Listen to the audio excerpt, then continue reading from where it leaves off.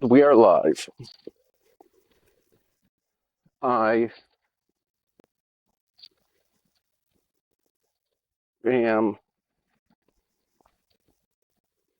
going through, like I said, a flood of memories of horrific things and the people at the VA questioning me, and drugging me. And now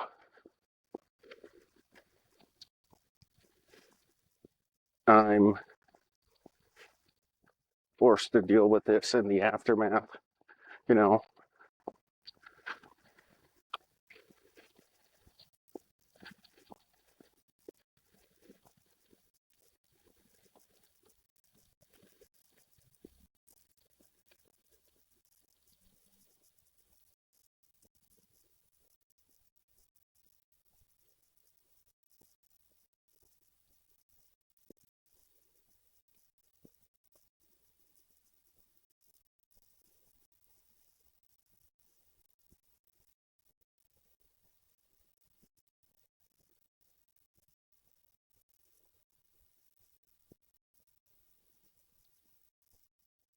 And I'm just going through stuff where they were using magnets. I don't know how they did it to make me feel like I was blind.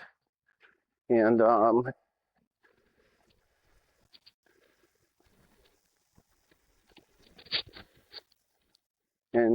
I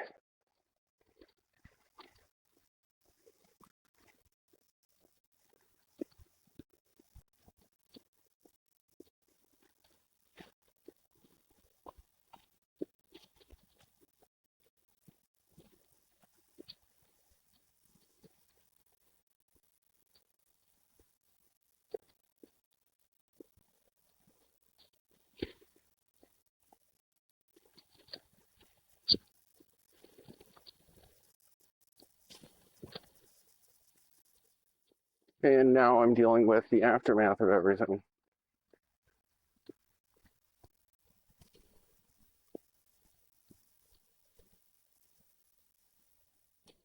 So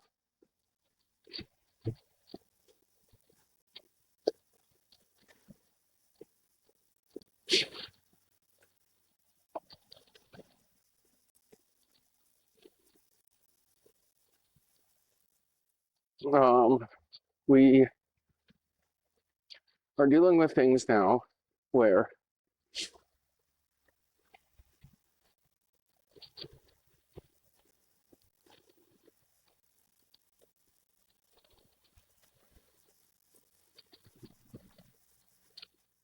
it's just frustrating because bad things happen. Like I'm going over stuff today, and they had people confront me who were, supposedly hurt or bothered by me. And uh, now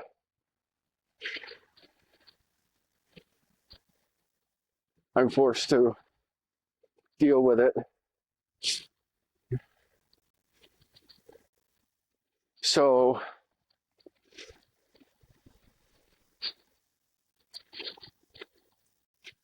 so now that I'm dealing with it, I have to um, go through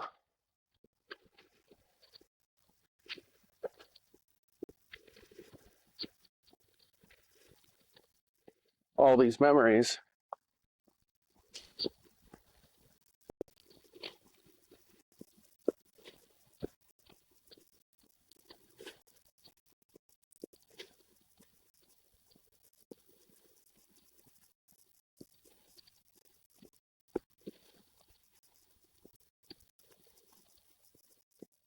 and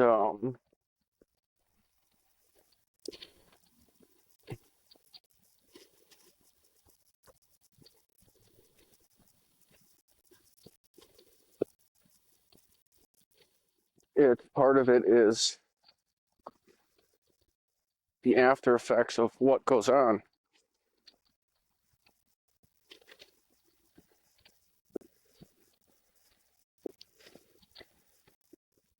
And now I'm stuck picking up the pieces.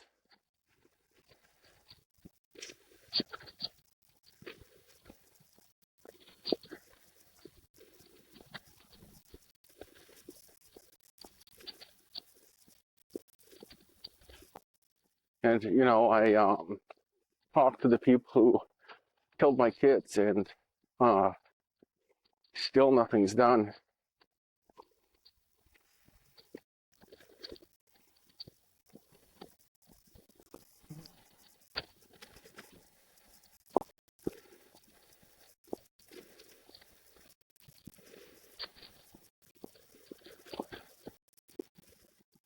Huh. So now the issue is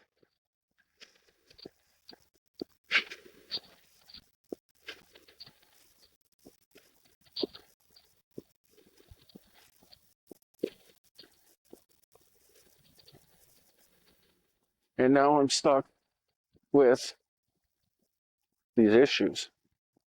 You know, like I said, they had me hypnotized and we were using hypnotics and ketamine blocks, and they were um,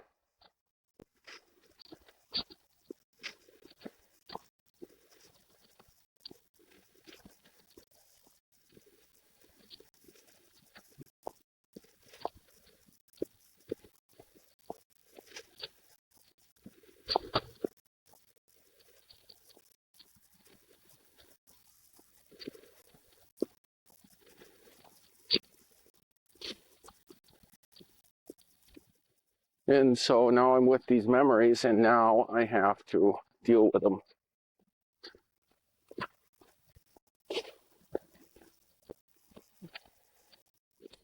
Um, you know, a lot of people got blamed for things, but they also manipulated all of the stuff,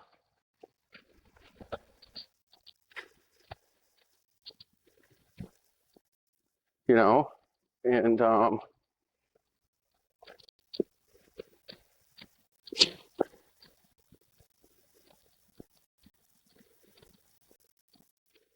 and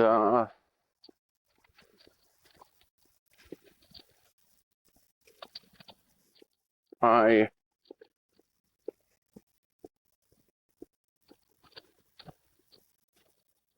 struggle because now a lot of people hate me, but I wasn't the one who did it. And um,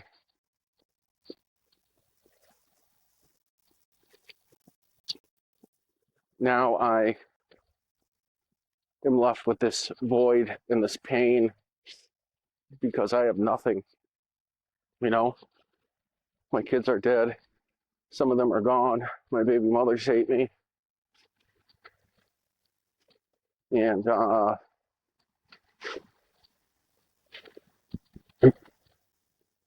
now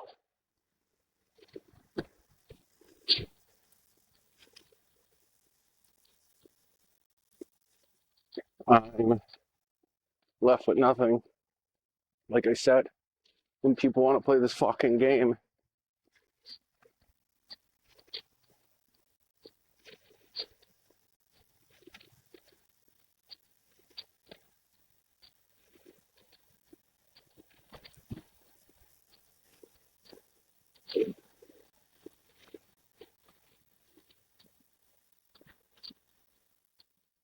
You know, and it's like when you confront people, it's like, who said it to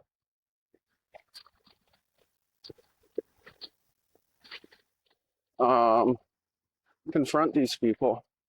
And I did. And while I was shown right, people didn't care.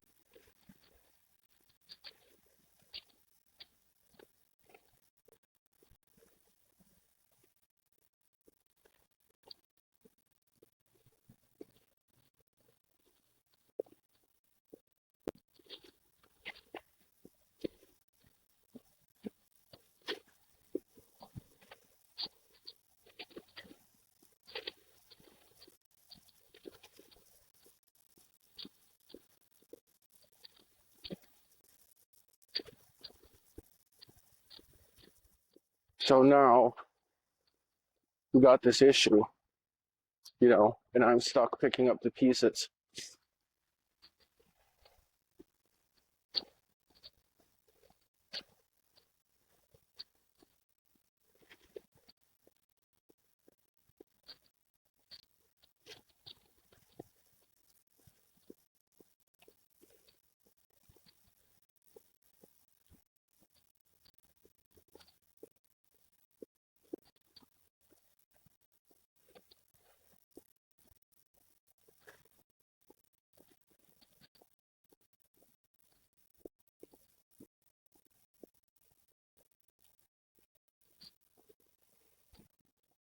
And I just like keep getting these flood of memories. Like I just said, I don't. And it's these memories of abuse during interrogation, illegal interrogation.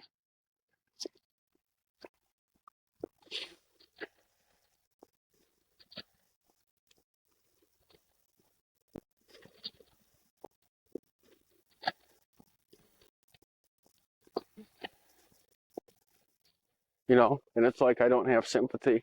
And I'm sure they don't either, but, I, one instance of, fighting people because,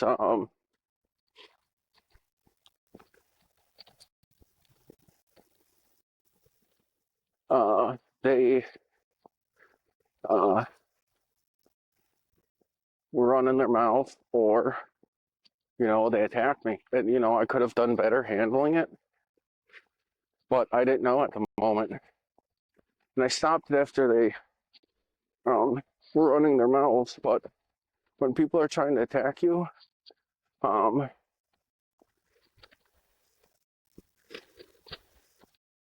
they,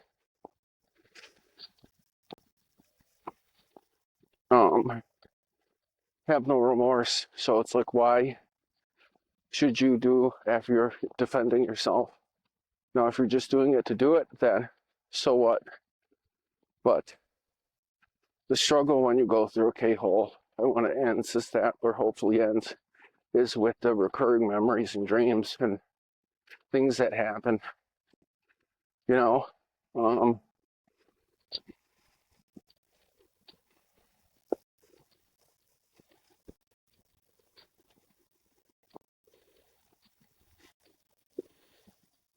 um,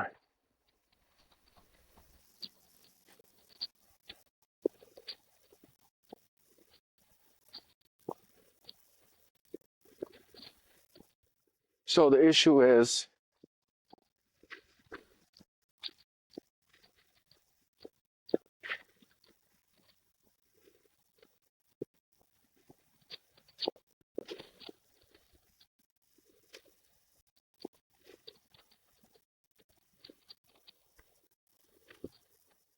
you know, um, that was,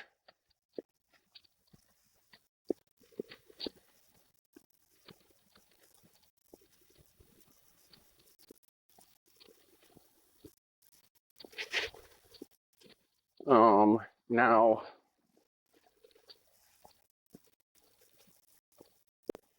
I struggle with memory recall because I know things happened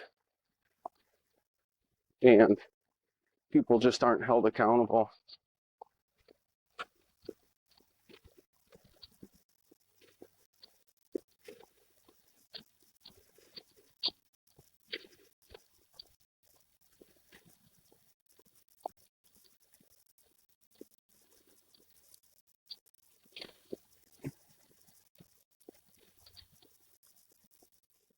And, they had that website that my fake brother was running, and people were typing all kinds of shit. And I know who it was. We'll call one Dan, and then it was my other fake idiot brother, half cousin, whoever the fuck he was.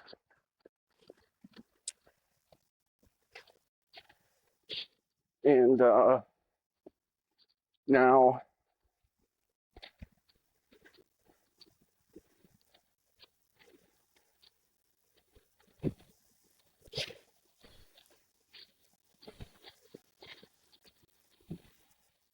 I'm stuck here.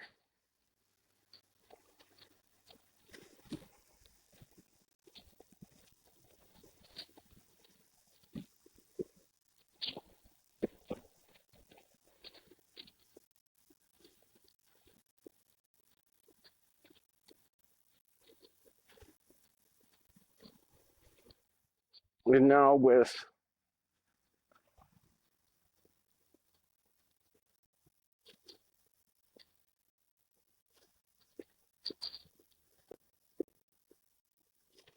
um,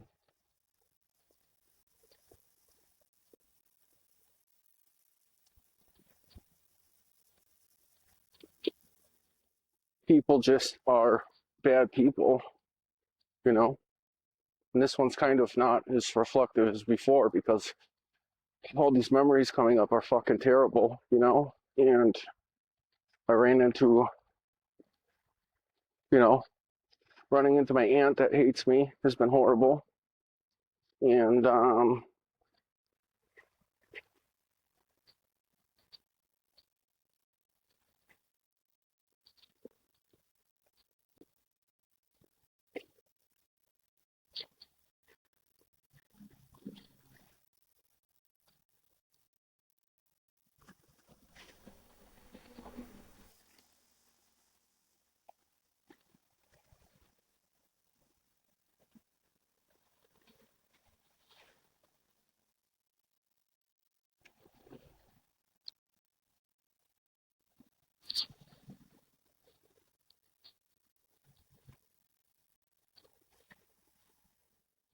so now,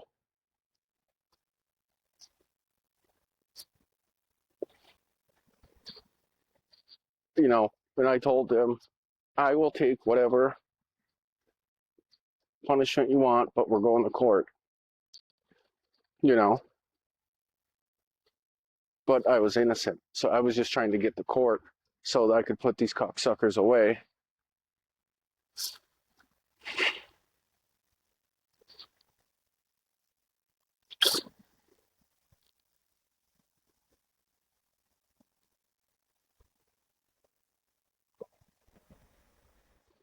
And now,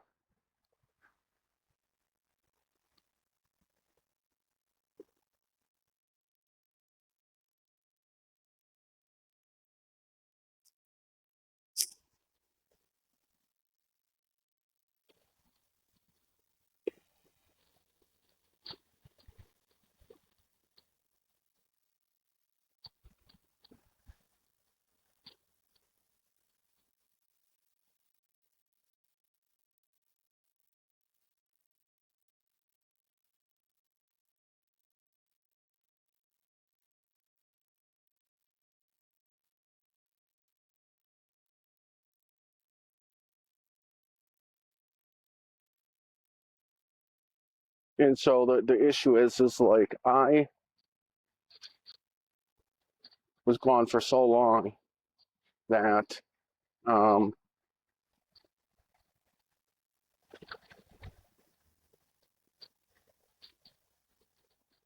it just, I don't know, took the wind out of my sails.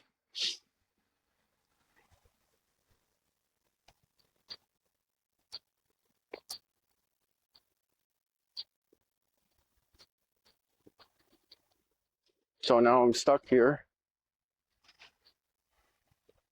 trying to figure everything out.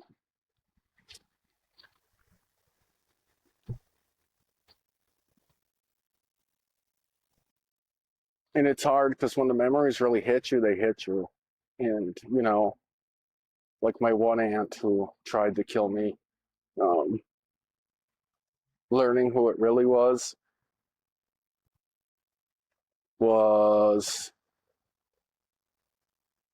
the most painful, one of the most painful things that I ever felt.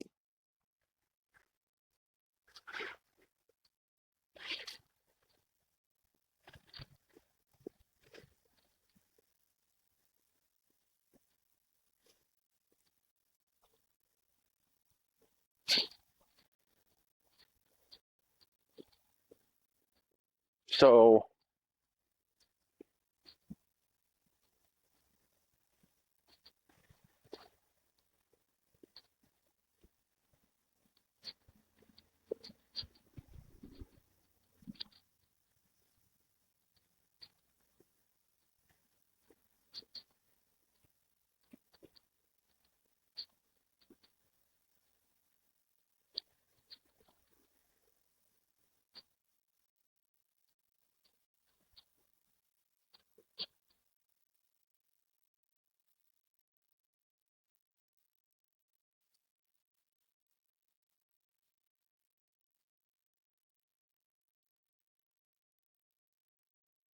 So now, like right now, I got some memories of, them trying to kill me and torture me and question me. And like I said, for you people, and if you're in the streets, get out. If you're selling drugs, get out. Go to college, pay your student loans off. If you're going to whatever, uh,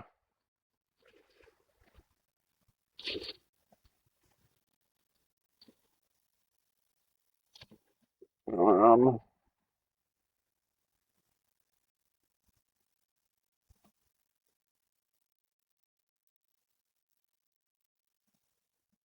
uh,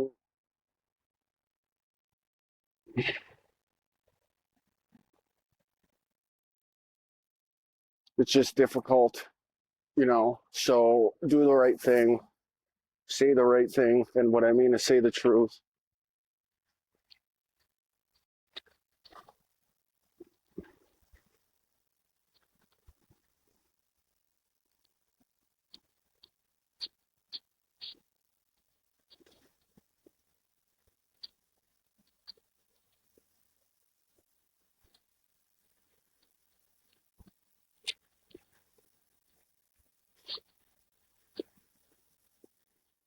And I see that all these people were against me,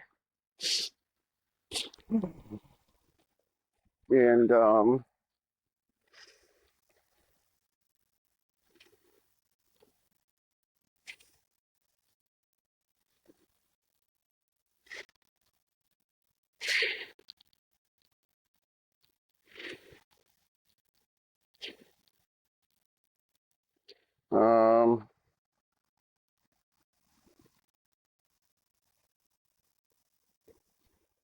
now I'm stuck.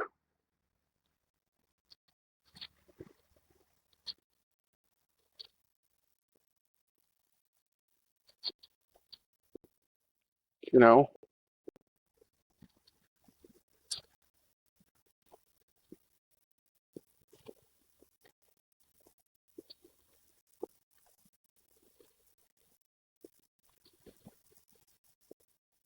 and so now I'm angry about it. But I keep saying the same things because I keep reliving these memories like they were questioning me one time and beating the shit out of me. And they had my aunt who tried to kill me confront me, and she asked me all these questions, and we went through them, and I was right. Then her husband came through, answered a zillion questions, but he didn't care. He always hated me.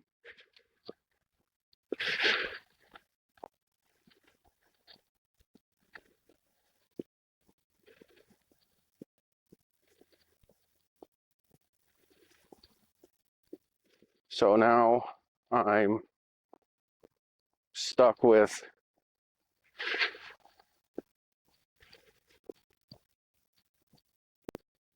these issues and these people, and the justice that was never served.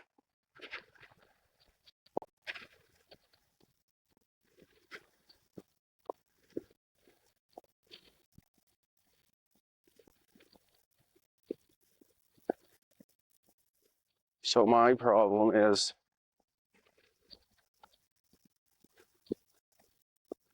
these fucking cocksuckers think they can do whatever they want, and they can't. And I may not get justice, but at least I'll get the truth out. So my aunt's sitting there questioning me, or I thought was, regularly. I don't want to say aunt because she's not questioning me. I thought she was. And her husband comes, and he just hates me, you know, wants me to die, all that shit. Now I'm stuck with these issues because people were never held accountable.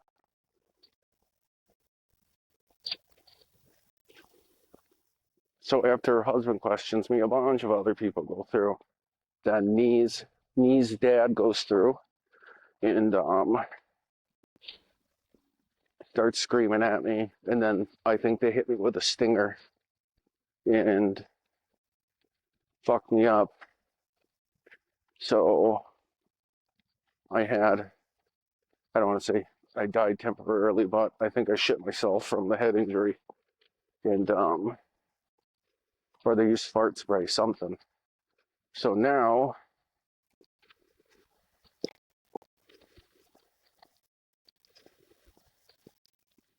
I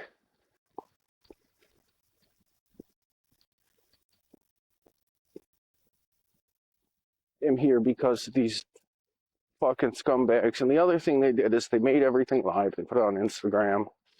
They watched it and interrogated me and did all this shit to me.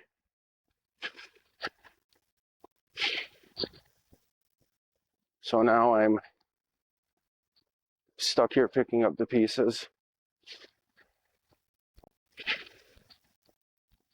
You know, and I told them what happened. The people who needed information, what happened.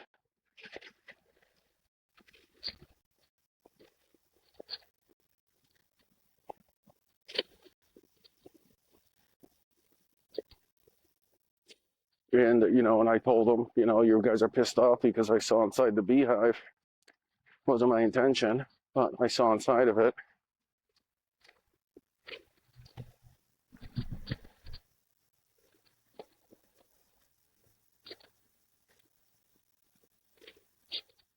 And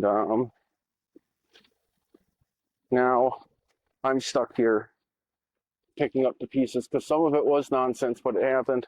Some of it sounded like nonsense, but it happened.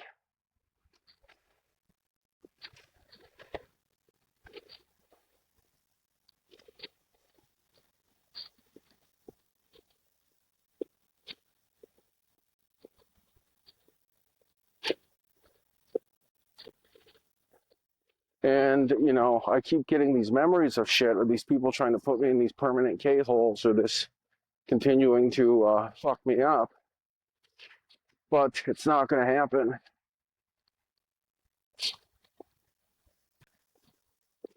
So now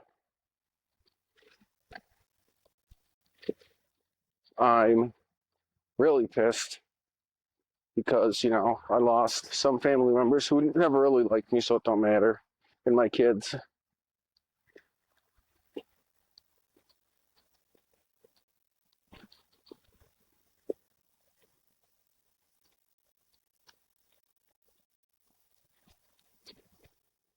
And now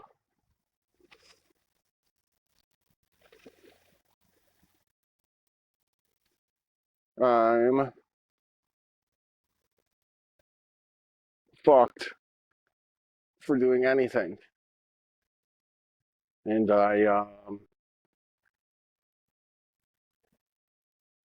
you know, ponder the existence and what goes on because, you know, you think that you have family or friends with people, and then they show their true colors. And and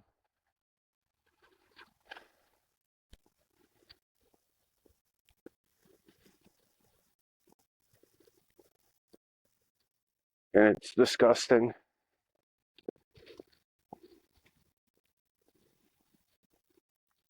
You know, I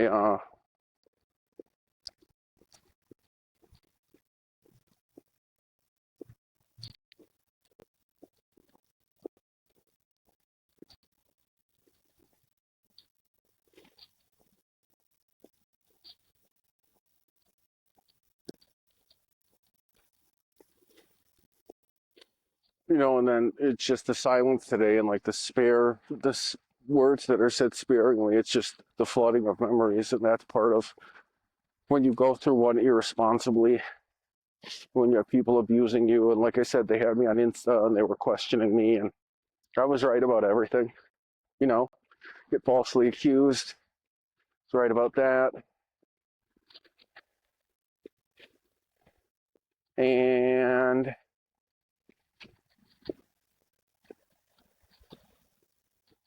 now I'm really pissed, and just like Ariola, thought um, she had power, but it was only from her aunt. That's the only reason she had power. And don't get me wrong, some of these women are really good looking. Like Ariola, she's really good looking. Um, the what do you call it? Toxic Avenger, the Detroit trailer trash. She I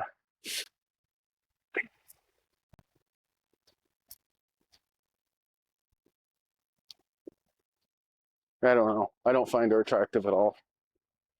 Her sister is hot. Her sister's hot as fuck. But her herself, no. Um,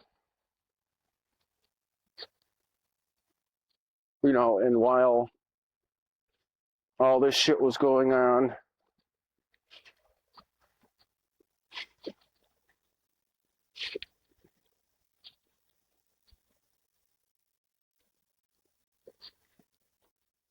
now, people thought they could abuse and do whatever.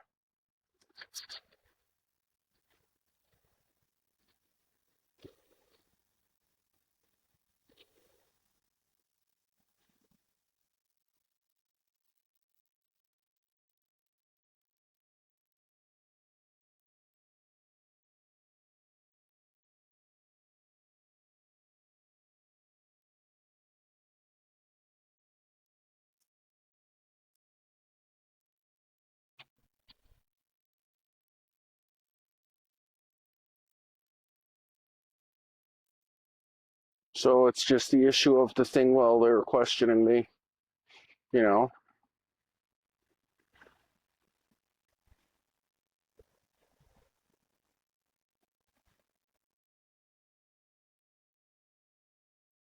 And then they were like taking my kids and trying to use them as punching bags and shit, because they were blindfolding me and tasing me and stabbing me and shit like that. And then, when I would get loose, I'd swing back, but they were, and I caught a lot of, not caught, I took off a lot of my punches. And now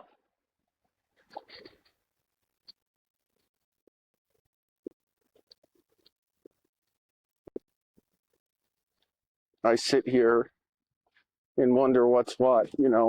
Like I hope that if I really did have a kid with Blondie, that she's all right. I heard she was sick and in a wheelchair, but I just hope she's all right. Um,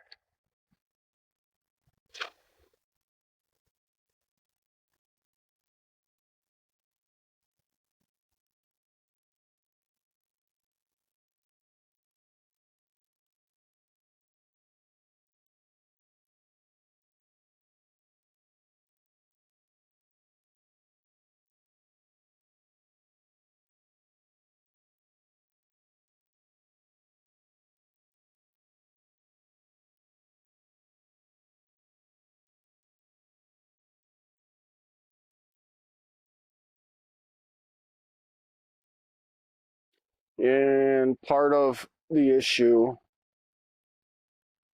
is my reluctance to share, but I don't care anymore. You know, After losing friends and everything else.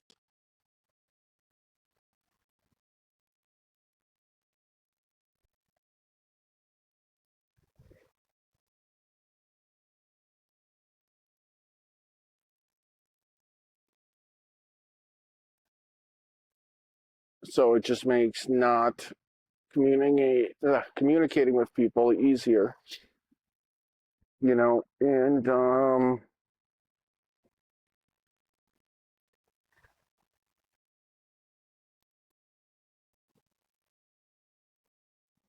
now these fucking people,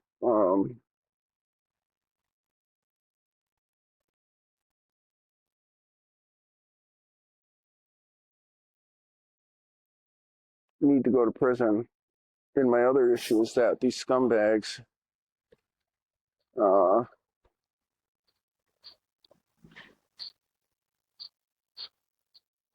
need to be held accountable. So I just hope that this podcast does this. You know, and the problem with trying to get people to be held accountable is having the people who are supposed to do the job right.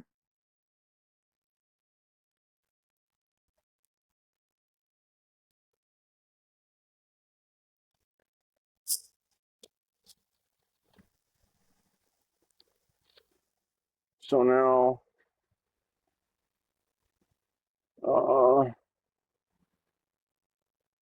these people got away with all these crimes, and they think it's okay.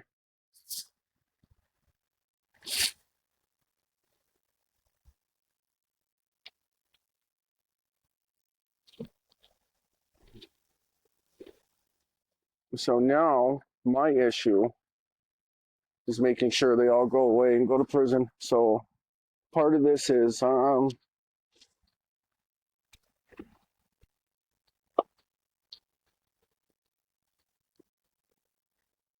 having people understand how they fucked up, but they won't. And, and then having the people at the VA only makes it worse.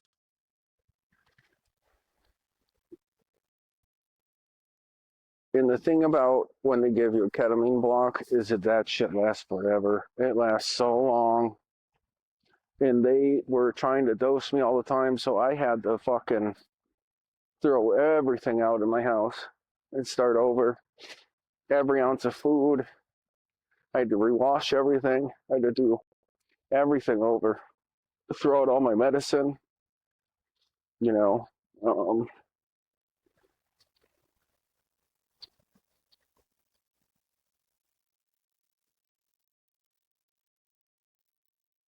these fucking people just are bad people. And now I'm left with, picking up the pieces.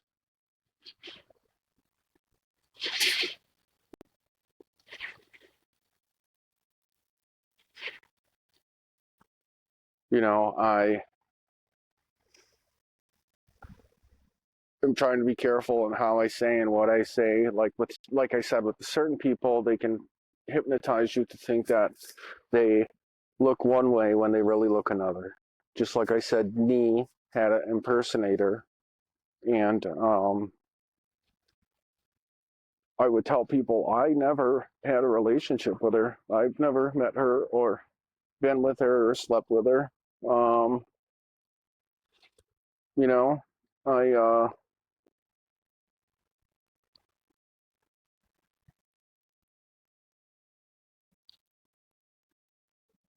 only was going by what they told me, you know. So the issue was um, dealing with motherfuckers who were responsible for hurting my children. And then I was told Nee or Nee's impersonator was the one who killed my kid and taxidermied them and used them for a dartboard.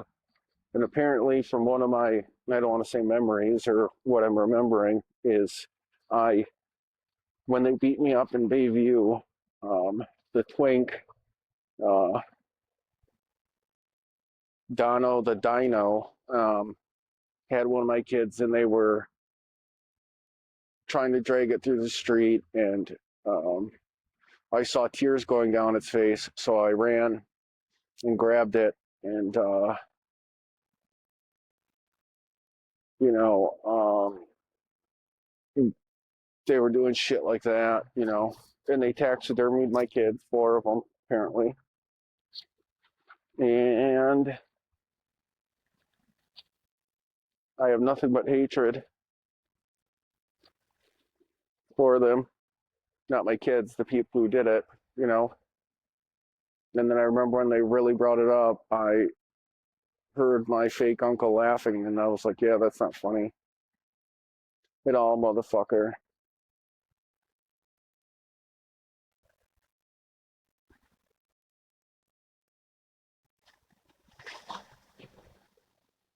And it just makes me hate people.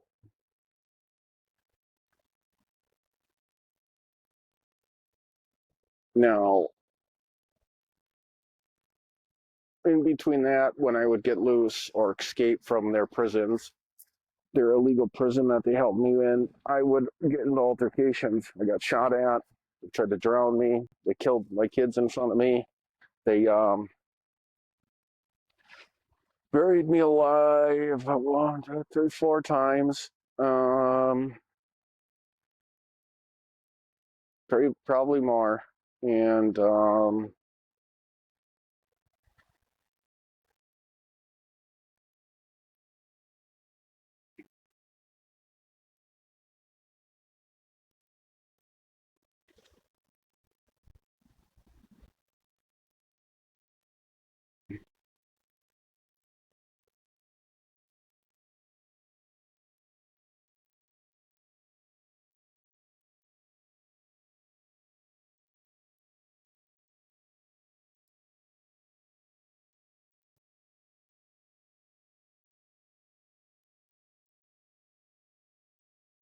and part of it was, losing who I thought were friends, kids, people that I loved.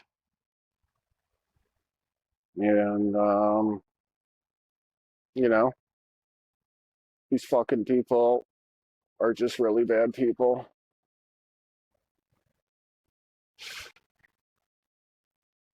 And now I'm stuck here.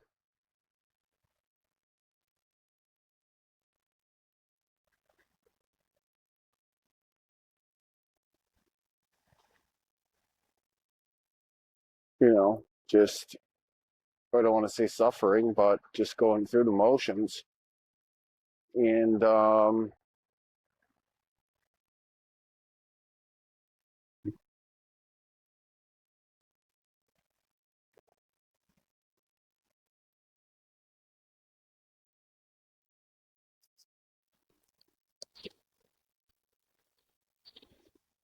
so now I am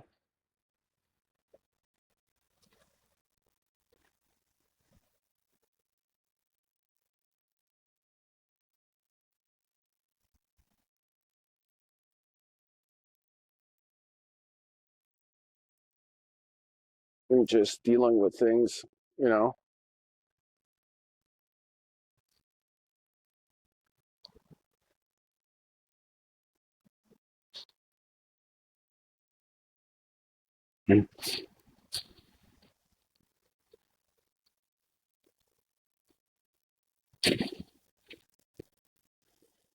Holy shit, look at that big raccoon.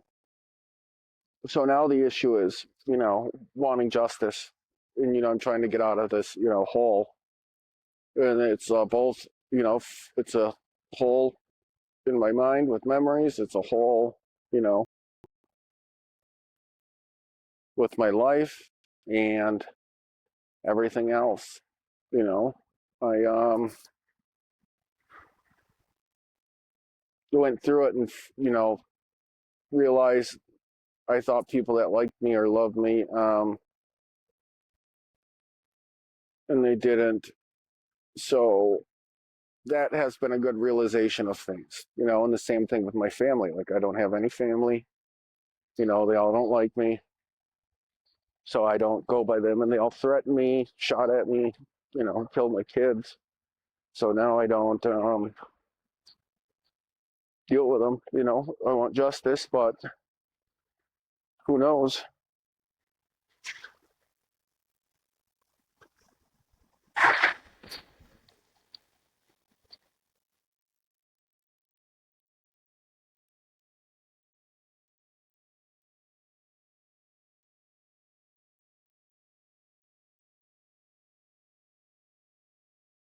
So now I'm struggling with everything.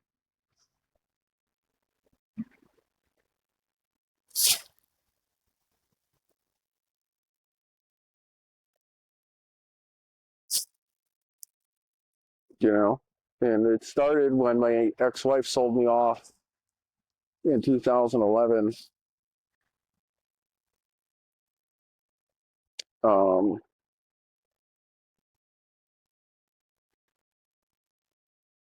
she drugged me and my kid, and I have the last photo of her. And they drugged me and my kid, and I woke up in the trunk of a car in Michigan with this girl I really hate, this dumb idiot blonde bitch, and it was a few other people. And she pointed a gun at me, a giant 44 Magnum, and said, "Hey, remember me? Get out of the trunk." And I was like, "Okay." And my daughter's screaming and crying, and I'm like, "It's gonna be all right." And then that bitch was like, "No, it's not." I said, "It will be, honey." And she said she trusted me, so I held her. They tried to take her away. I wouldn't, so they pistol whipped me. I still wouldn't let them take her away. And I said, "You're keeping us together." And then they put us in a coffin, buried us alive. Um, that's another sad one. My daughter hugged me, you know, and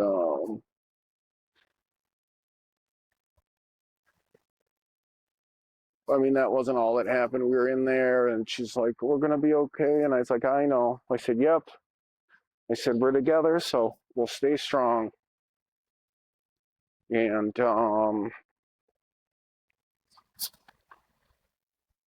they,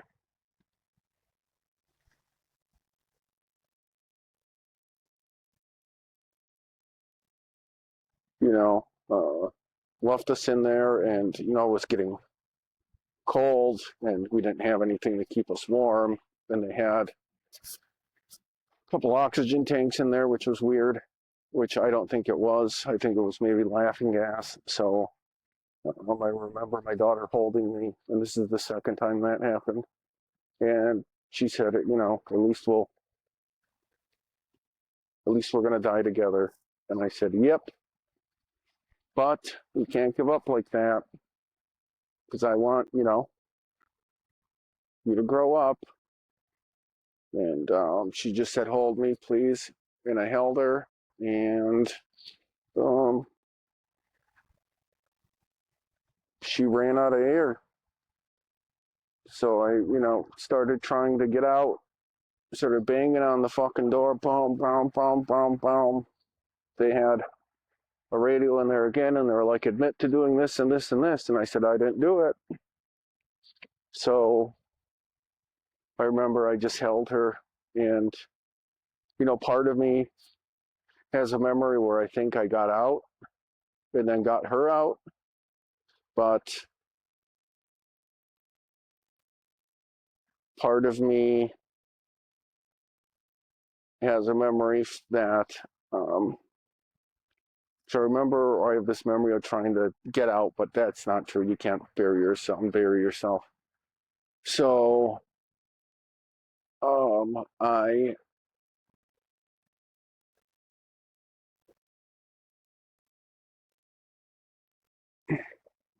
remember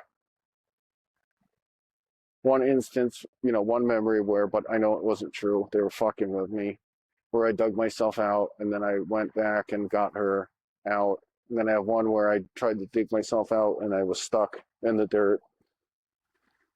And then there was one where I,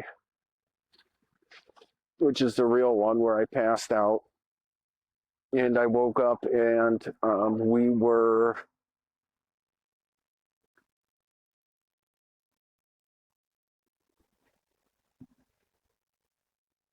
um, in the cars, and I remember hearing that dumb blonde bitch say, "She's still in the casket," and then the two guys were like, where? And then she wouldn't say. And then she goes, oh, she's got a couple more minutes before full hypoxia. And then I remember the one guy yelling, and they went back and got her. And, apparently that must not be true either. So, what I remember after is us being in another area there was two caskets, but it was like we were awake, not awake, but we were in a medical coma, both of us. And I woke up and they were like, you got to go back to sleep. And I said, I just want to check on my kid. And so I checked on her and I said, just let us go. I said, I'll leave. I won't come back. I said, I want my daughter to live. And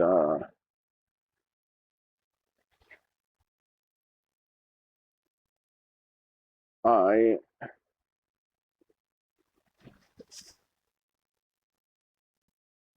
struggle because I want closure for that. And I remember it this way. They had us in this open area. I don't know if it was a mine or someone's basement. And I got out. I told them I wanted to go. And they were like, no, you got to stay, blah, blah, blah. And I said, well, I want my kid to be free. I don't want her to get hurt. I don't want her to suffer. Just, can you get her adopted? And remember one guy say, her mom doesn't want her, so she's stuck with you. And none of us can afford her or want her, so. And I said, well, let's try to get her adopted. And I remember getting up and going, I'll just leave and I won't come back. I won't, whatever else. And, they said okay. And then I remember hearing two people fight about my kid. And I'm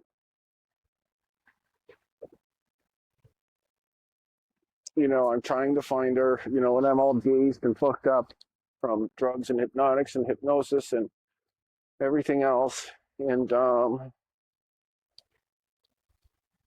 of a sudden, I, I'm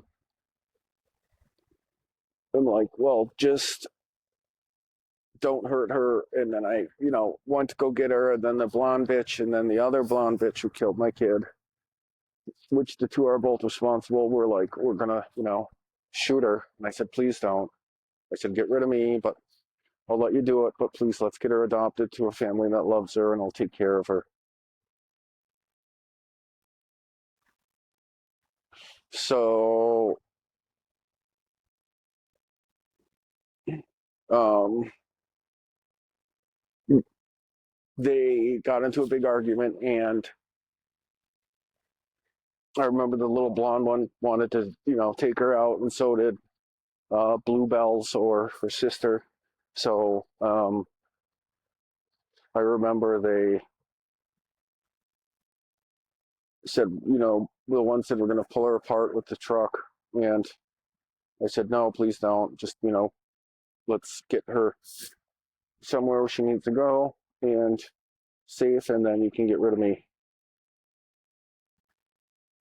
Um, so they went to go grab her outside. They took her, and then the one fucking just dumped her right in front of me. Boom.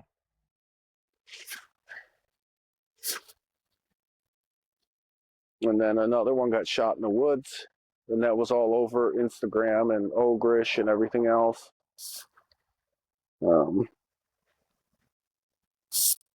People think that kind of fucking behavior is cool, and it's not. And that's part of why I'm doing this, because they really need to go to fucking prison. So they're doing all this questioning for me, and I'm proving myself that I'm, honest, and I didn't commit these crimes and this stupid bullshit. And then they kept switching it. Well, you did this. Well, you did this. You did this. You did this. You did this. You did this. You did this. And they didn't have a direct fucking thing for it.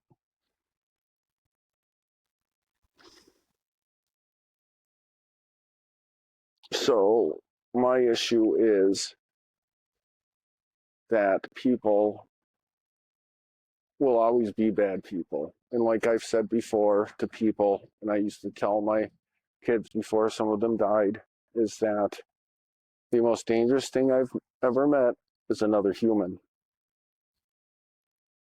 another grown man, or the other dangerous one is like a group of teenagers, you know, especially teenage, and that's a study they did too. I heard it on a podcast. And I think Brian Callen brought it up, is that he said that the group of teenagers are extremely dangerous because it goes from one-upping each other, from throwing a rock at a tree to throwing a rock in the water to throwing a rock at a bird to throwing a rock at the frog, and then all of a sudden they're putting fireworks in frogs' mouths, and all of a sudden they're putting fireworks in gasoline, and then they're putting fireworks in people's ears, so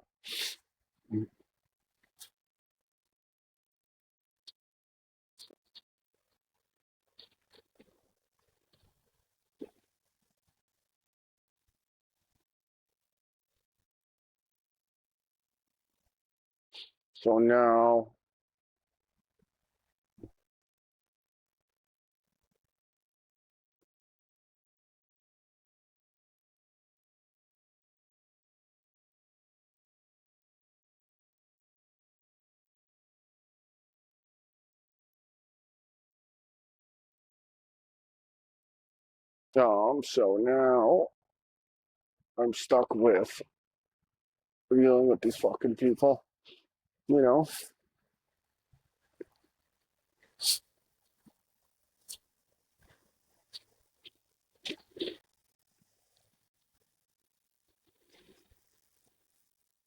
So now I'm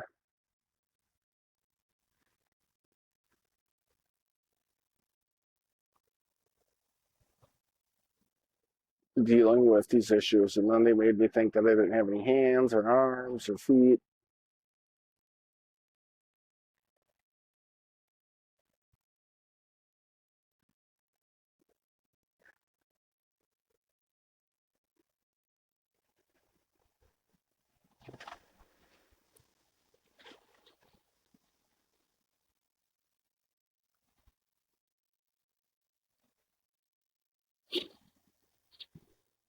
So now the issue is, dealing with these scumbags, and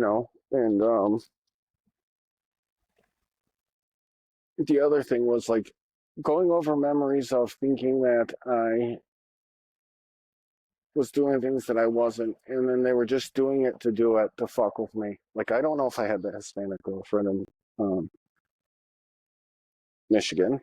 I don't believe so, but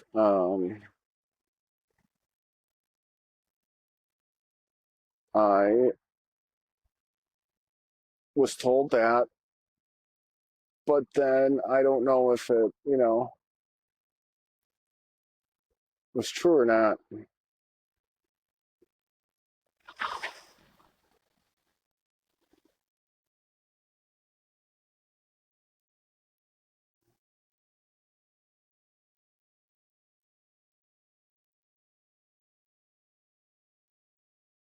So now the issue is people playing fuck games. And now my reputation, was almost ruined, or, people were trying to destroy relationships were destroyed. And I didn't know if,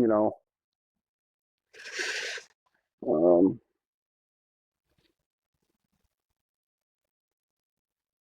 anything,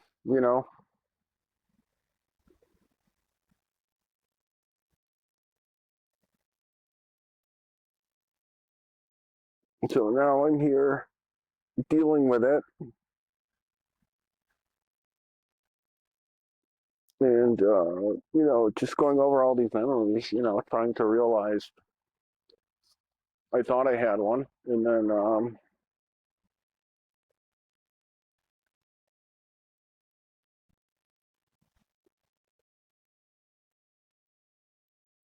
that could have just been all contrived and bullshit.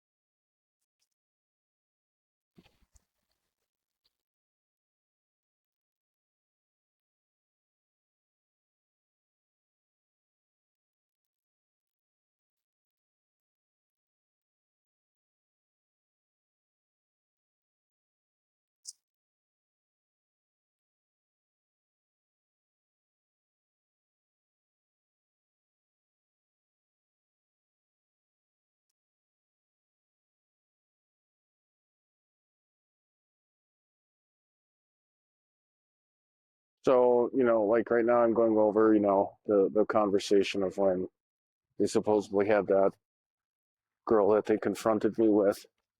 Um, and it was hilarious,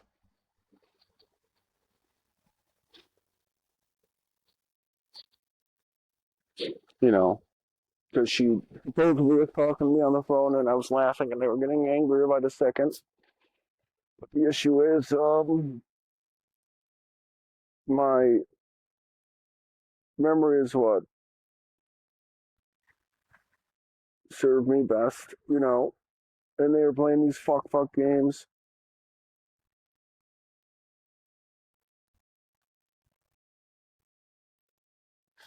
So now my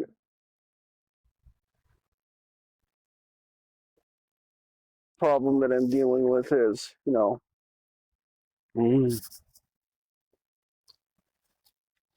is the repercussions, and the way that my family tried to throw my name under the bus and fuck my life over was out of this world because they're losers.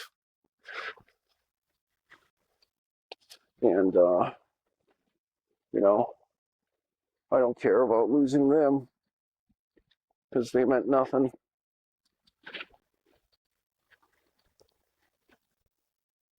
And the other issue is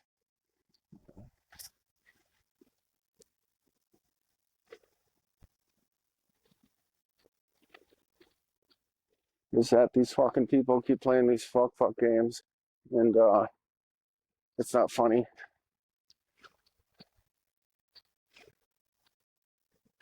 And then they thought I waddled, but I didn't.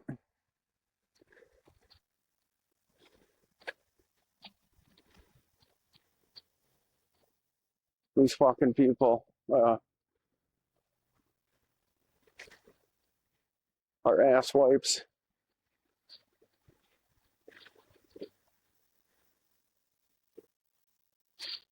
So my problem is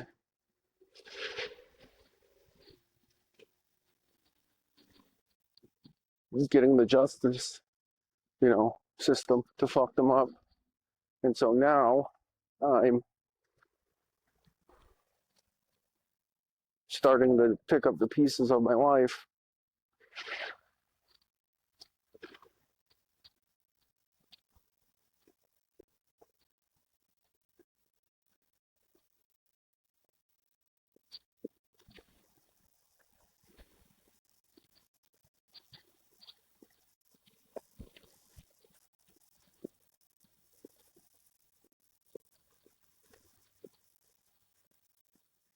So, like they were having doctors do appointments on days that they weren't there. And that's when it was happening.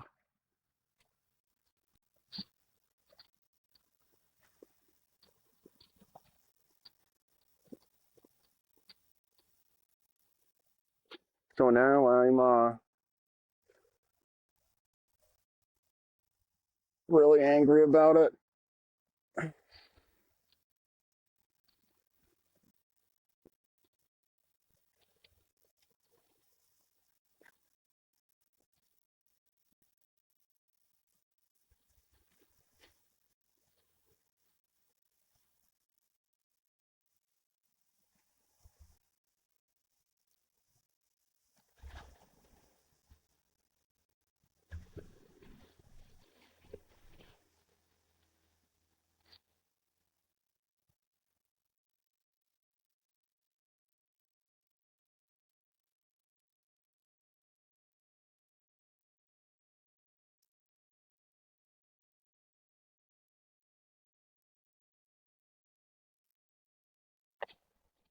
So now these motherfuckers think that it's okay. Sorry for the silence. It's just going through it, you know. And I know that these people they were trying to set me up and say that I went with certain people, and I thought it was fucking hilarious. Like, they tried to say that I had dates with, the fuck is their name now? Oh, Katy Perry, and that I dated Taylor Swift and Kim Kardashian and Charlize and Selma and who the fuck else was there? Um, a few others. No, the thing that I thought was fucking hilarious.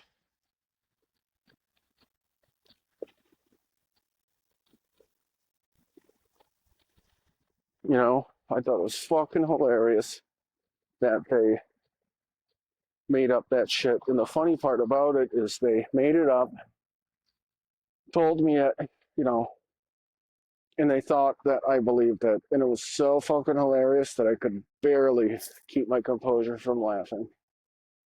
And made up all these fucking nonsense stories. And I never met these people, dated them, talked to them. It was fucking hilarious. It was just part of their setup.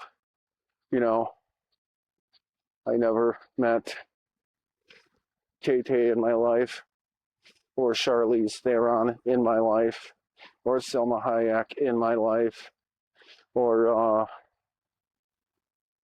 Katy Perry. That's fucking hilarious.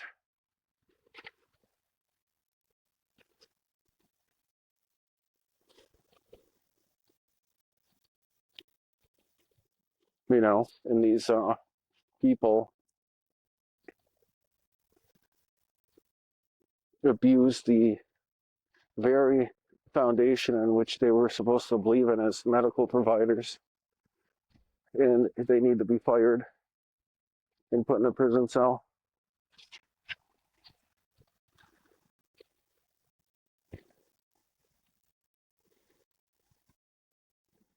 So, you know, I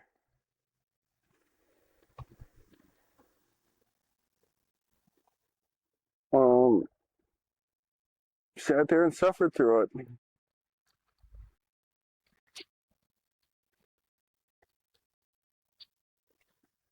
And so then I had to uh, deal with it.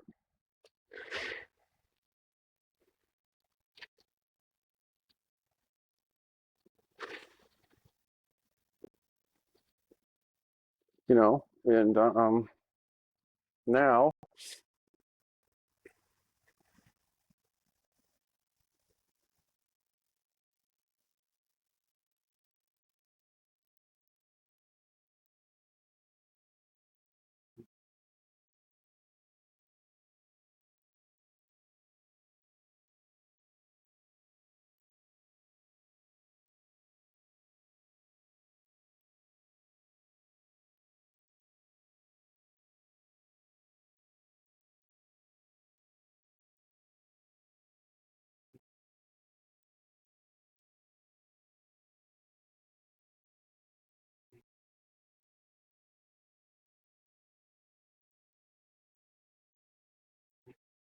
you know, and just going over the stuff in my head, there was just such fucking nonsense that it is almost so unreal. And the thing is that they made up all this shit and tried to get these fake confessions, and then they tried to say that I went out with all these people. And, you know, they tried to say I had kids with some of these people, and it's fucking ridiculous. You know, they made up all this bullshit, and it made me so angry,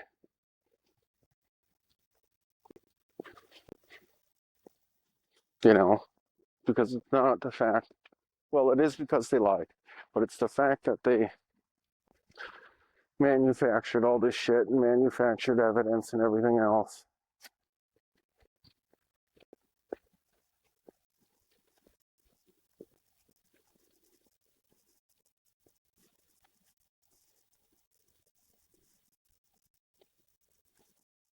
You know, and the thing is too, like, meeting, we'll call the one guy Cash, and we'll call the other one Carpy. Meeting Cash and Carpy was another thing, you know, and I met these guys, but uh, they,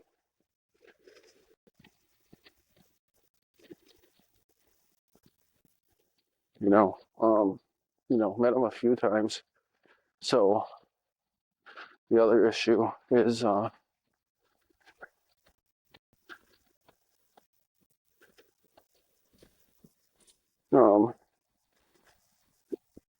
I don't reference them much because they also belong to organizations that smash people. Um, I also really hate people. I don't know. Um,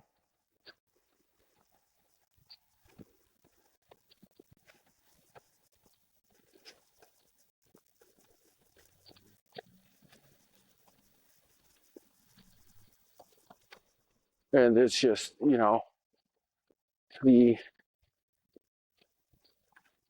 thing that people think they can do and you can't. Um, uh,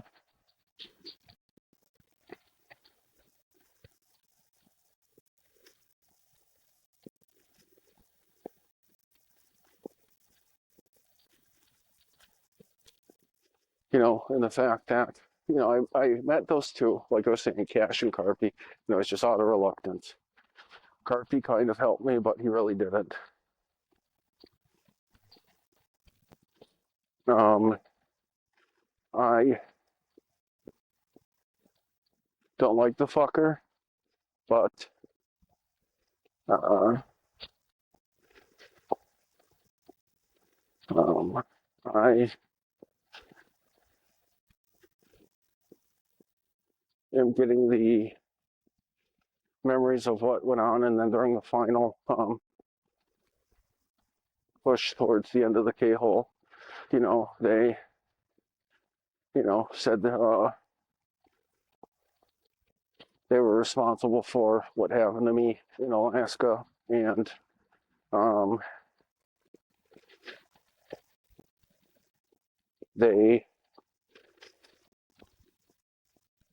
um,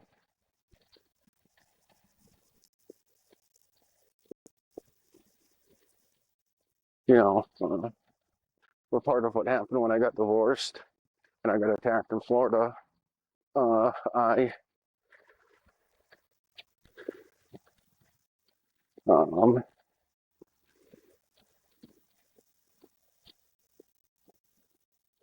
now understanding what pieces of shit they are, and they'll always be pieces of shit.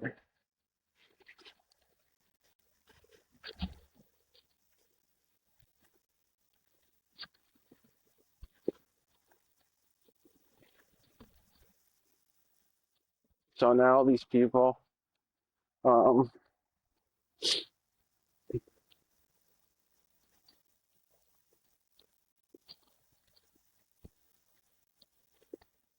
need to get in trouble because I don't talk to anybody.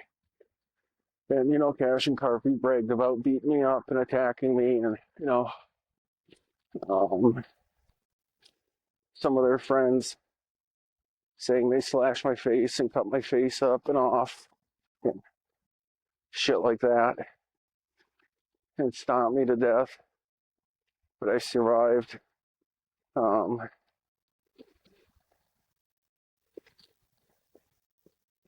so now, you know, all those people need to go to prison. And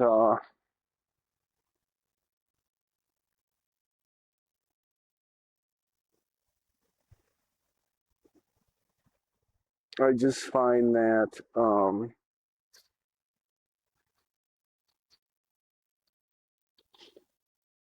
these people are pieces of shit.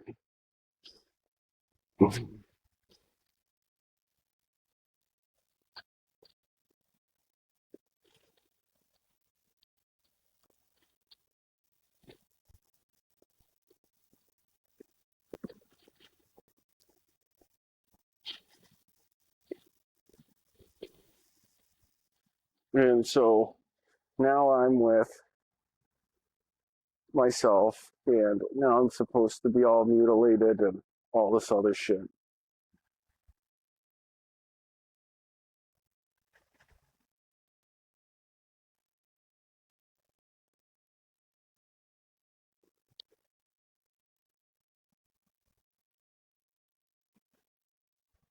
And I know that Carthy and Cash are pieces of shit, and they'll always be pieces of shit. So, you know, what can you say?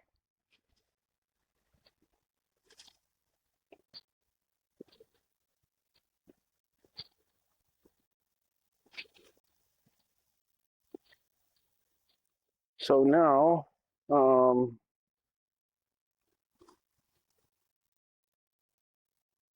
I'm stuck here dealing with it.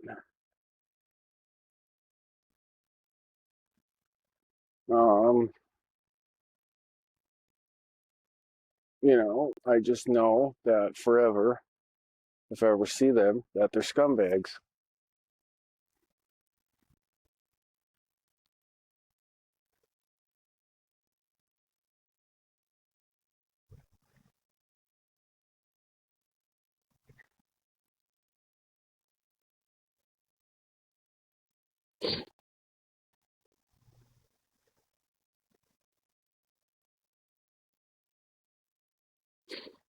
So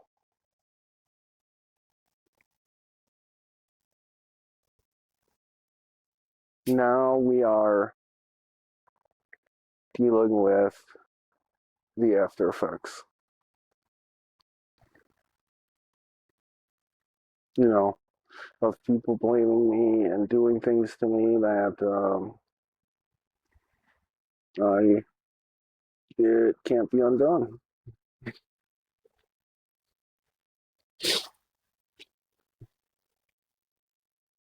You know, um,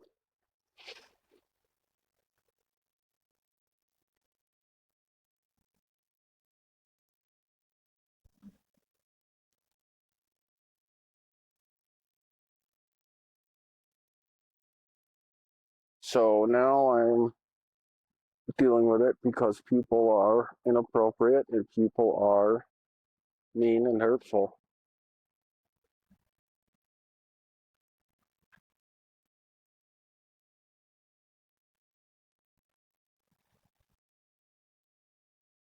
You know, and so now I'm I'm not traumatized, but I have some sort of trauma from it. Not like debilitating, but it's been motivating me so that people can go to prison. And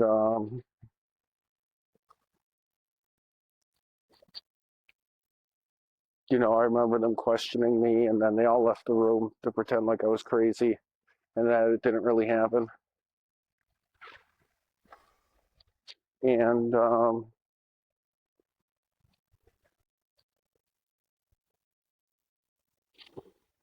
know, what they wanted me to do was kill myself, but I wasn't going to, or if I tried, it didn't work. And now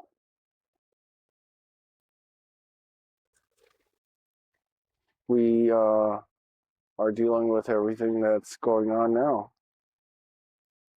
And I just want, you know, people to be punished,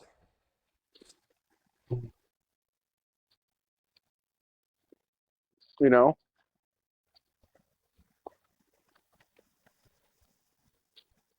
So now I've sat and, you know, thought about it and went through it, and these fucking people think they can pull this shit, and they can't.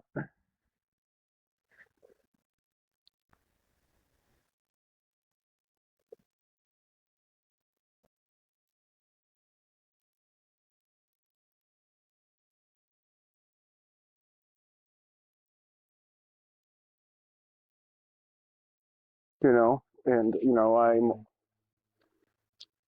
I'm just angry because you know so much nonsense and torment and pain and people doing shit. And here's the thing: is they thought they were smart and they thought they could leave the room or shut off the phone or do whatever else and fuck me over, but they couldn't. You know, it.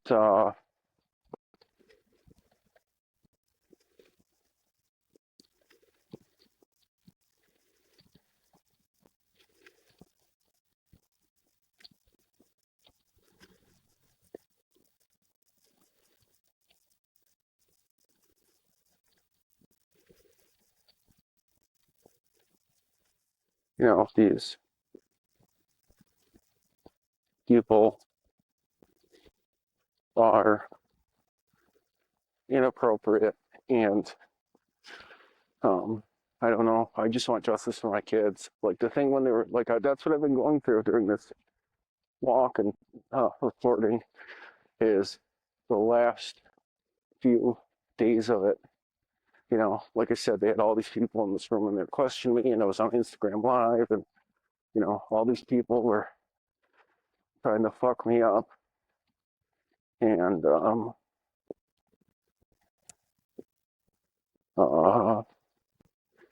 I don't know what to do. You know, my problem too is they were passing me around in the K-hole for a while. I went to my parents' house in Rhinelander. I went to my brother's house in Michigan. I went to other people's houses in Michigan, and it was like a torture session. Um, I, you know, got fucked with. People humiliated me and did terrible things to me, and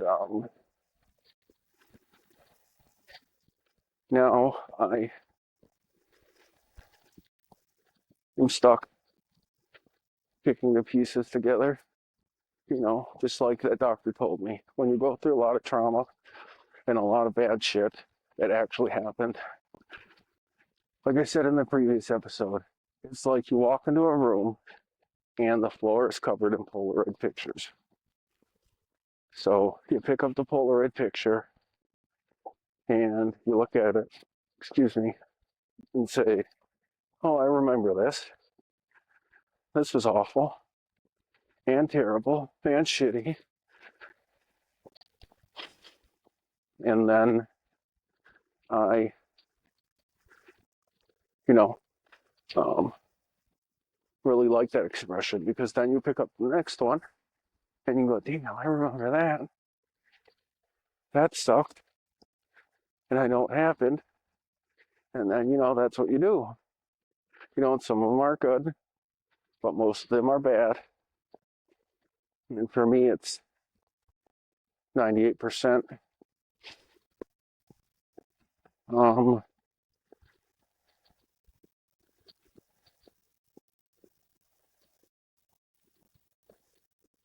So, but the thing is, when you're in that room with Polaroids, it is one of those situations where, you got to put it back and you're like, oh, you know, do I keep picking them up or do I walk to the door and leave? But it's so enticing because you have all these scattered memories of things. And now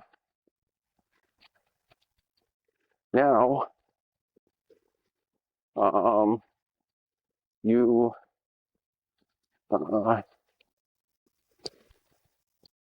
are dealing with it, So then you pick up another one, and you pick up another one, and then you pick up another one.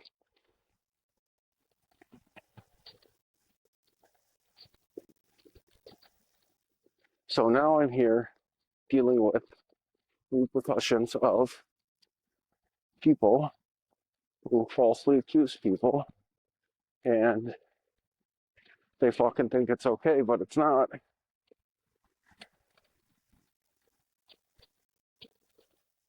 Um, these fucking people are terrible people, and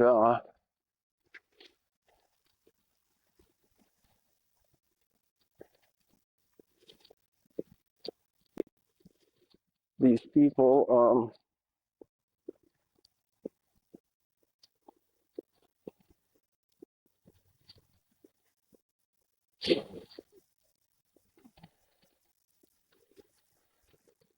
and I'm dealing with the effects of these people fucking up my life, and now I'm fucked somewhat,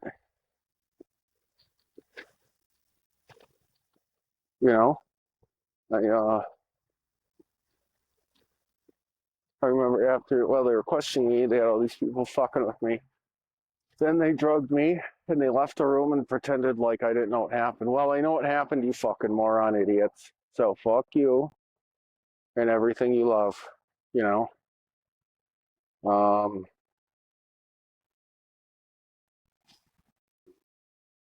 they continually lied, you know. And just like I said, I went over that memory of meeting Nee's dad. My aunt wanted his, not fealty, she wanted to, what do you call it? Work with him. So, and they wanted their organizations supposedly to work together. So they sent my one cousins to go on supposed dates with her, but she was like, yuck. They're all ugly and yuck. So, and then they sent other people that were pretending to be me, and like I said, they were using Mission Impossible masks and they were coming up with all this bullshit and they were full of shit. So what happened is, you know, they had me all tied up and drugged out, and I remember they had people serving for me in the army. Like they had other people go and replace me that weren't me. So I'm here locked in this fucking basement, all drugged up, because they just like to abuse me. And they're like, you got to go meet with Nee's dad and her parents, because we want our organizations to work together. And they gave me this topic of shit to talk about, these cards, and then they gave me um, a fake DD-214, and they gave me my real one, where I had my real one in my bag. So I'm getting dressed. I got dressed, got flowers, all that, and I go to meet Nee's dad, Big Tony. And if I'm not part of the organization, so don't try to bust my balls or fuck me up. I only know what I was told. If that's what they call them, but I'll just call him Tony. You know, and that's his moniker. I'm not giving you his real fucking name. You know, but because it's not. So they go to have me meet dude, and I walk in there and I right away I was like, this is fucking crazy. This is fucking crazy. They didn't have crazy shit on the walls, but I knew, he was a serious dude and he's done serious things. Not like, when I'm trying to word it right, forgive me, you know, like Cam Patterson says, I got a touch of the tism, and I do too. When I got tested for it by a squid when I was in the Army, at the health center thing. So during this time, like I met with Me's dad, and like I said, his name's not Tony, but that's what we're going to call him, you know. So I go to meet with him, and I have the fake one. And they were like, I remember my aunt was like, make sure you get them to love you, be charming, blah, blah, blah, blah, blah, this, blah, blah, that, blah, blah, everything. Because she didn't want the other fucking guys, and not that I'm the most handsome guy in the world, because I'm not, you know. Um, so I went there, showed him my real one, real DD214, introduced myself, gave the flowers, and sorry about that. That was my mouth. It wasn't a fart, or a queef. So I gave the flowers to Nee, or who I thought was Nee, and I met her dad, shook his hand, met the mom, and gave them, the gifts that they had, and I I gotta word it right. Yeah, threw out things. I gave my real DD214, and he said, "You're nervous?" And I said, "Yeah." I said, "I am." I said, "I don't belong here. I'm not, um, you know, I don't know what I'm doing. I'm not the type that I think your daughter will like. Um, I feel out of place." And then he said, "It doesn't hurt to try." And I said, "Well, I'll try, but I already know the answer." So, and he's like, "What are you really nervous about?" And I just told him, I said, they wanted me to give you this. And, this other bullshit was like a challenge coin. And, or so, it wasn't a challenge coin, it was something else. I can't fucking remember. I said, they want me to give you this and, tell some balloon head stories to win you over to get fealty or to, um, you know, get you guys to work together. And when you're around people like that who have bodyguards, you have to be careful with what you do with your hands and shit, because they search you and all of that. And even slight things, they'll fucking let you know you're going to get fucked up. So I knew right away after the first time, he warned me, he said, be careful, don't do that. I don't want so and so to fuck you up. And I said, yes, I understand. So I meet Nee, or who I thought was Nee, and I gave her a handshake. And I don't know if she tried to hug me, but I said, and I just told her, I said, I'm not what you're looking for. And I don't want to waste your time anymore.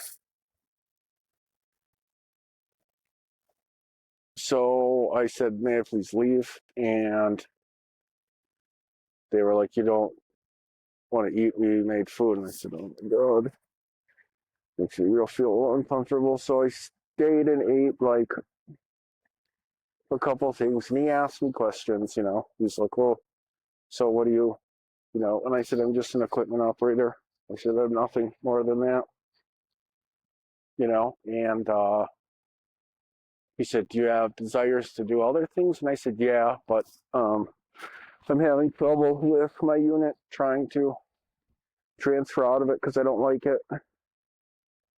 And I told him, I said, I put in transfer requests, and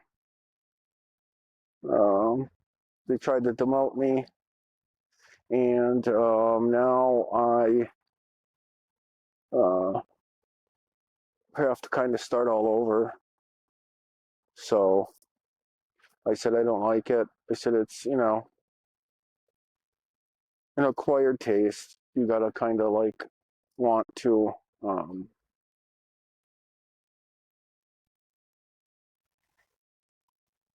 do that kind of work. And God, did I ever feel out of place? Like, it's like if you walked into somewhere that was made of all gold, and I um,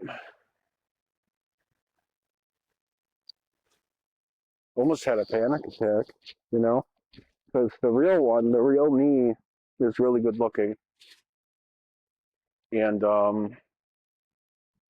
I just knew the truth, and that's the part of when whatever they did that day, you know, experimenting on drugs with me, they didn't like that. Because, like I said, I always saw the truth, but people didn't like the answers. They wanted the answer they want, which is a lie. So, I went over with him. He asked me questions. He said, "Oh, you seem like your dad." I said, "No, I just said I know that I'm out of place, and she, needs someone more important." But, and I remember, I don't know if it's her sister or cousin, said, "Yeah, I agree with you too. She needs someone better than you. She's not going to have grease all over their hands and be dirty every day and everything else." And I said, "Yep, you're right." Uh, oh, God, I remember I said, "Can I be excused?" And I went to the bathroom. And I think I started crying because I just felt like a worthless piece of shit, Not from anything that I did, it's from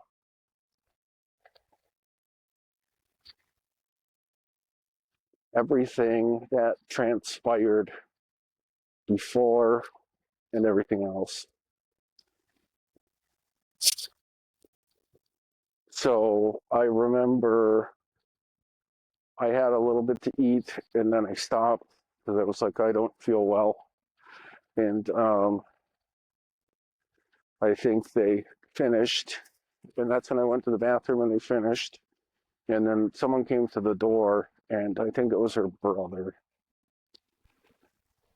And she's like, or he was like, you all right?" And I said, "Yep, I'm fine.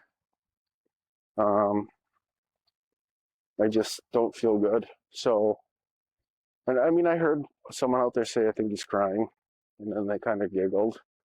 But, I know that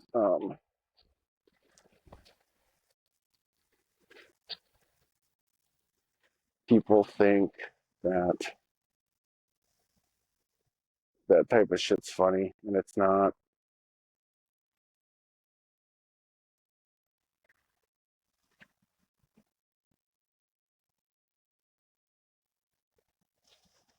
And I could hear him say things, but I just ignored it. So I had a choice of either going out the bathroom or going out the front door, the bathroom window. But then they have the fucking thing nailed shut.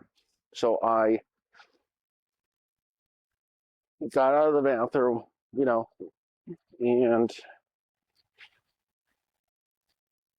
um, I wasn't crying loud, but it was they were recording me in there.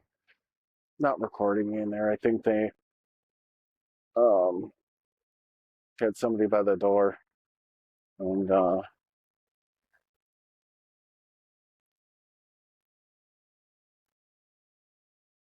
And then they asked me, were you crying, this and that? And I said, no. And then they said, we heard someone whimpering. And then the sister said, like a bitch. And some of them laughed. And I said, not really. I said, I think I was having a panic attack. And I said, I just feel out of place. And then I remember her sister, cousin going, then fucking leave. And I said, I'm going to. And I got up, said goodbye. Um, I shook her, I'm trying to remember now. I shook her dad's hand and,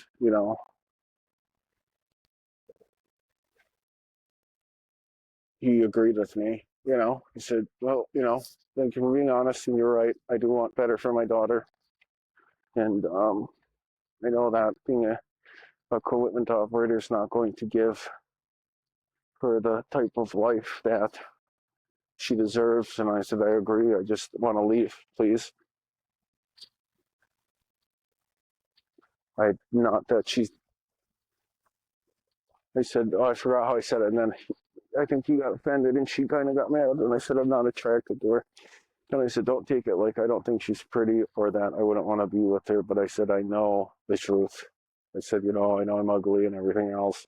And she's very beautiful.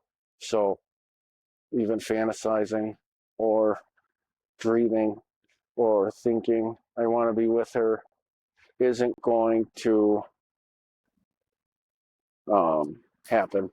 So I don't live in fantasy land because she's very good looking. And I know that I don't have what she needs.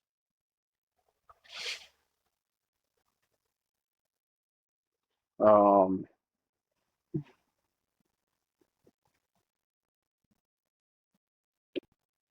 and then I heard somebody go, oh, he's crying again. And I said, I'm not crying. And then her dad said something like, well, it looks like you got tears in your eyes. I said, I'm fine. I said, I'm just uncomfortable. Um, I said, it's, when reality sinks in of not being good looking and being a loser, I said, it was that aha moment, where I know the truth, you know, that I'll never have a woman who looks like that, And I said, that's, I'm glad today happened. Thank you for your time. And that was that. I left, felt humiliated. Um,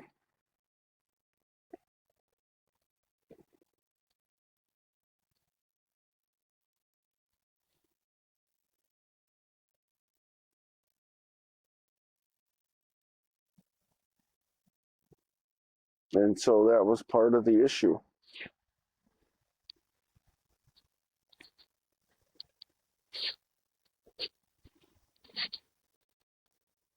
and I'm fine with it. It's just dealing with that where they, and I busted them out. I said, you guys are using that dolphin thing or the, what do you call it? Because, I saw them getting ready to giggle. And it was a thing that they used to use to, like I said, my cousin was an electrical engineer, a really good one. And he made stuff so that if you wore or had the um, antenna thing on, he would do certain things to make me look,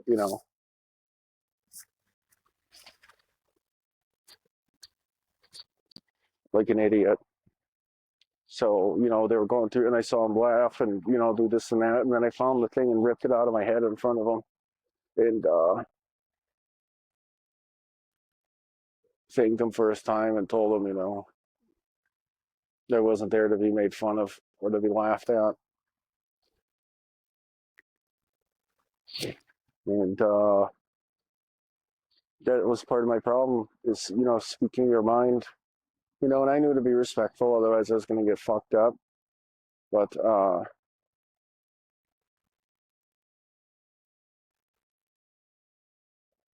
it was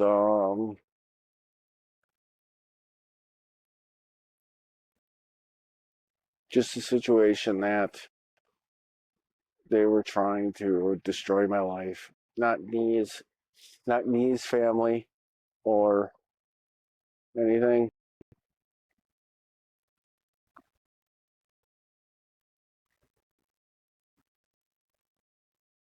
but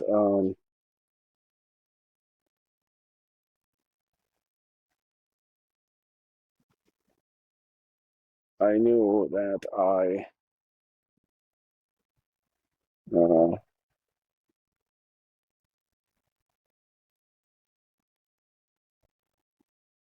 didn't belong there. And then I had another glimpse of a memory of, other things happening, but, it wasn't there. And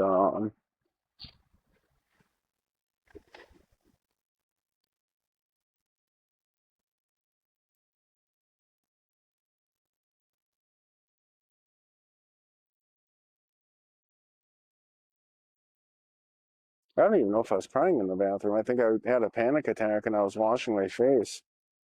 But like I said, he used to use that dolphin thing, and I had that. He used to have that transponder, so it would like make my face look different.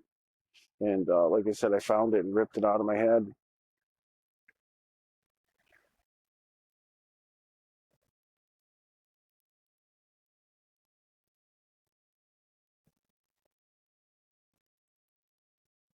And now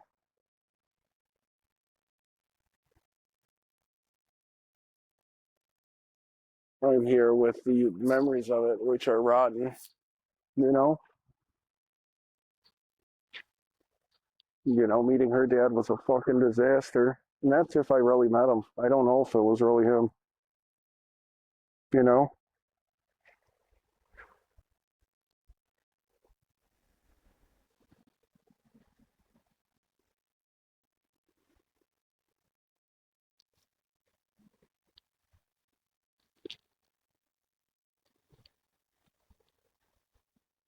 and they, you know,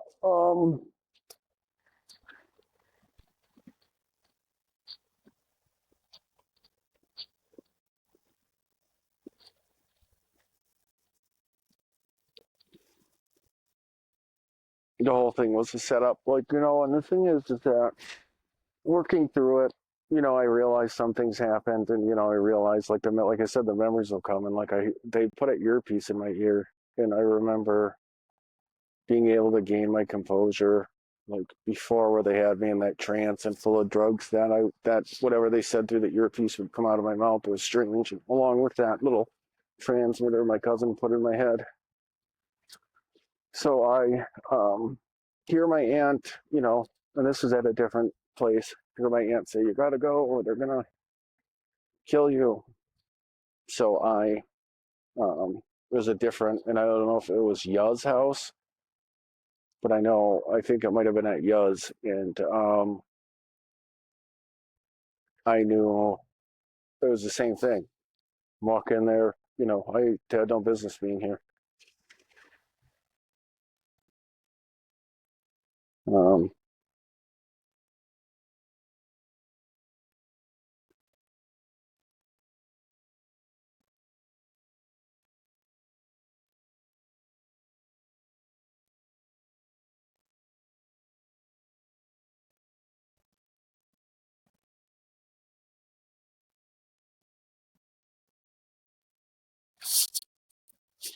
and I remember too, like I think it was either Yuz or Knees. I was leaving, and they tried to tune me up a little bit, and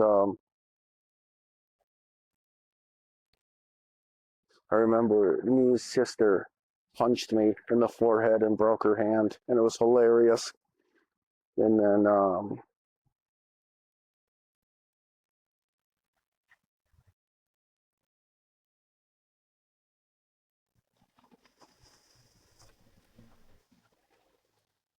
the bodyguard there tried to fuck me up. I think he hit me in the nose with the rifle.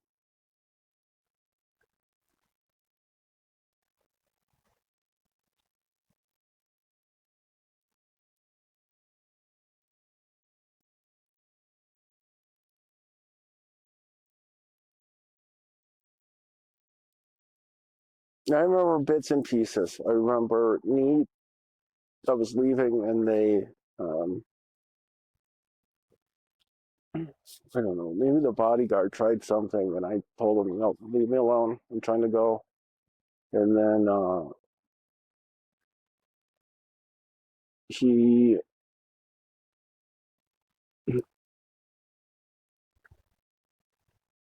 tried to fuck me up and I don't know what happened because I remember I had that earpiece in and my aunt saying, don't let him hit you, blah, blah, blah, leave. And I'm trying to, and they were blocking the door. And then I think the guy butt stroked me. And, he had to, and I was like, that was really inappropriate. And then me came and she punched me. And I, you know, put my head down and she hit my forehead. And then it was either her dad or the bodyguard saying, she's going to try that again. And I said, no, thank you. And I got a kick in the balls. Um,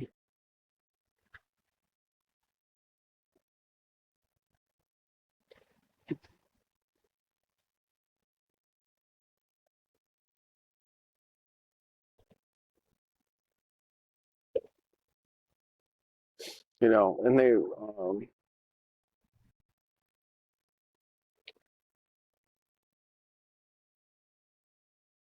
tried to beat me up a little bit more. And I remember because she kicked me in the balls, and then she went to punch me again.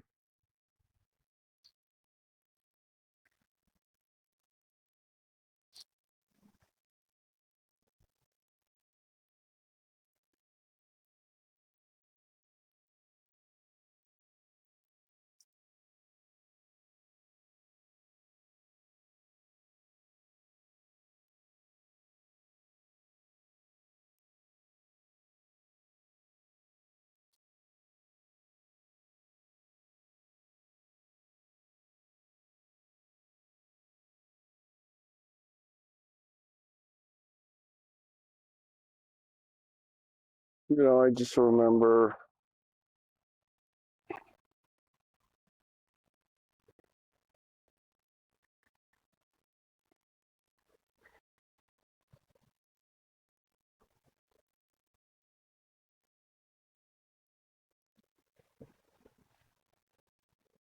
and I remember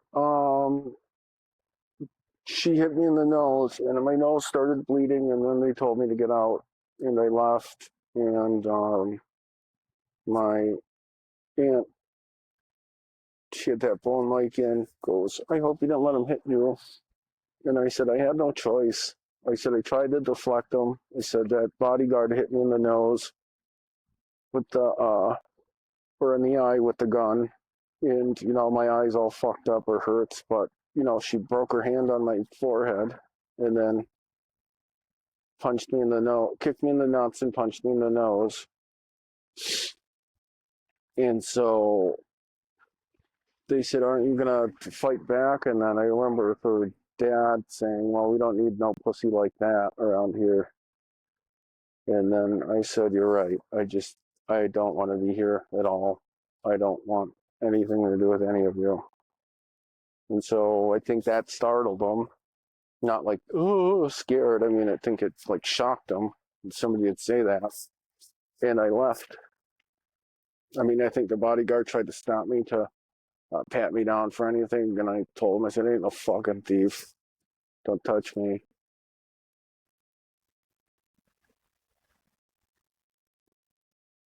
Um,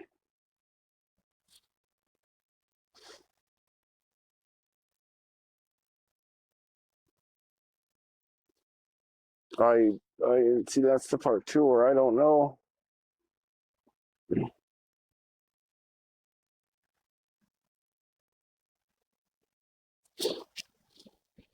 really what happened. Bits and pieces. I think, I went back in the car, called my aunt, and she said, "Did you really let them beat you up and make us look like pussies and chicken shits? Don't ever come back here. Why do you act like a coward?" And I just told her I don't like being violent and I don't want to be violent. Um,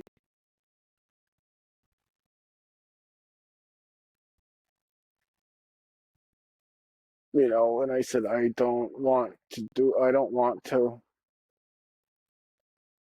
beat people up anymore. It's not fun. And so I remember, I don't know how, my wallet, or I left without my wallet and jacket. I think so. Um, and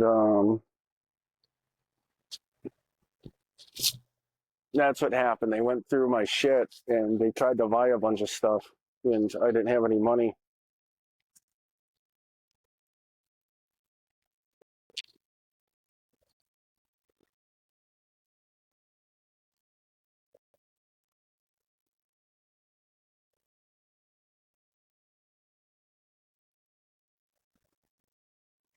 So I remember bits and pieces of it. I remember the bodyguard came back to get me.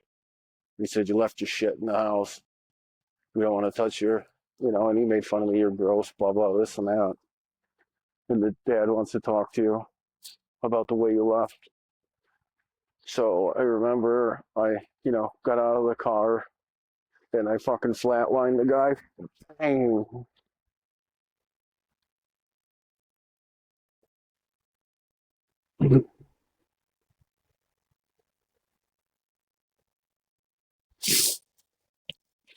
And I, you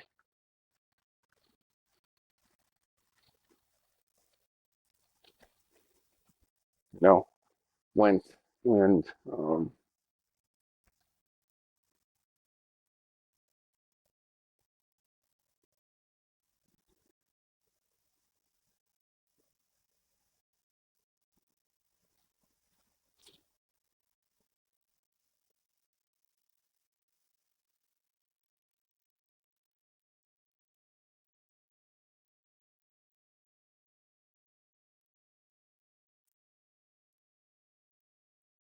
I'm trying to remember now.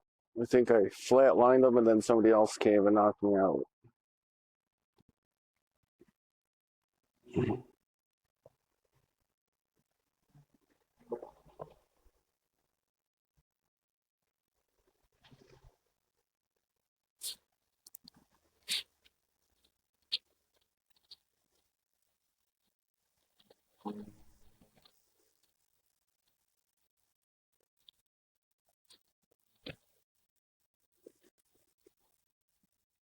So, that was part of the other issue, you know. And I'm sorry about today's episode, and it's called out, is that I tried and then it just always ends in a fiasco. I flatlined the guy, the first bodyguard, and I remember I grabbed his weapon and went up to the house and just to get it in trade for my jacket and wallet. And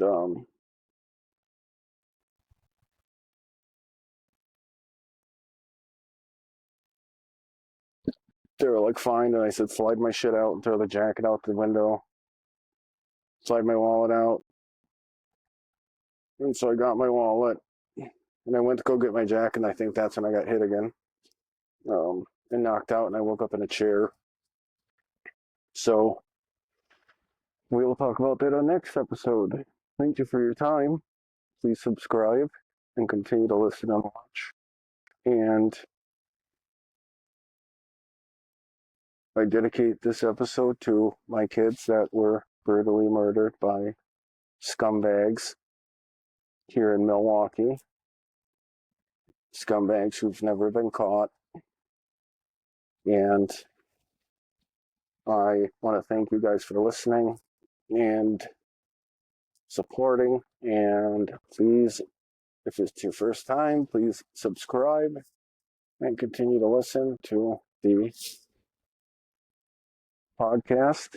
And I will go over the rest of my questioning at knees. So, thank you. And to the rest of my children who are out there, I love you. And to my kids who are lost, I will get justice for you. And I love you so much. And for the fans and everyone else, thank you. And I'll see you next time.